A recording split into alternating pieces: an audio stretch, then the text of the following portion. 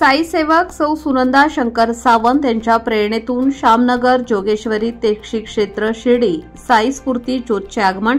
इगतपुरी येथील घाटणदेवी येथे आगमन होताच श्री साई सहाय्य समितीतर्फे त्यांचे स्वागत करण्यात आले।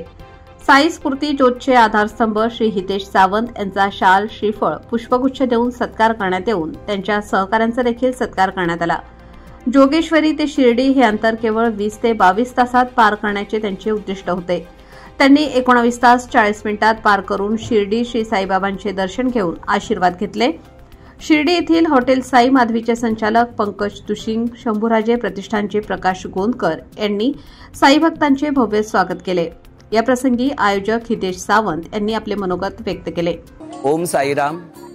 साई सेवक सौ सुनंदा शंकर सावंत हिच्या साई प्रेरणेतून साई स्फूर्ती ज्योत ही बाबांच्या समाधी शताब्दी वर्षानिमित्त 2018 साली साई स्फूर्ती ज्योत भक्तीच्या वाटेवर जोगेश्वरी श्यामनगर मुंबई साईधाम मंदिर येथून प्रस्थान होऊन आम्हा सर्वांची पंढरपूर द्वारका आमची शिर्डी आमची साई माऊलीच्या दर्शनासाठी आम्ही साई स्फूर्ती ज्योत घेऊन धावत येतो। साई स्फूर्ती ज्योतचे 8वं वर्ष आहे।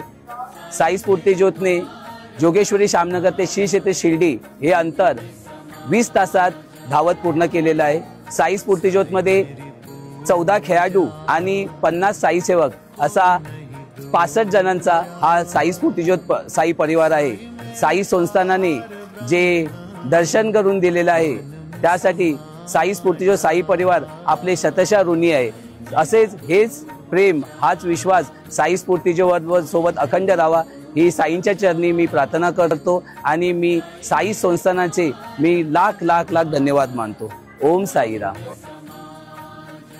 लोकमान्य न्यूज साठी संचालक लक्ष्मीकांत शिंदे, इगतपुरी।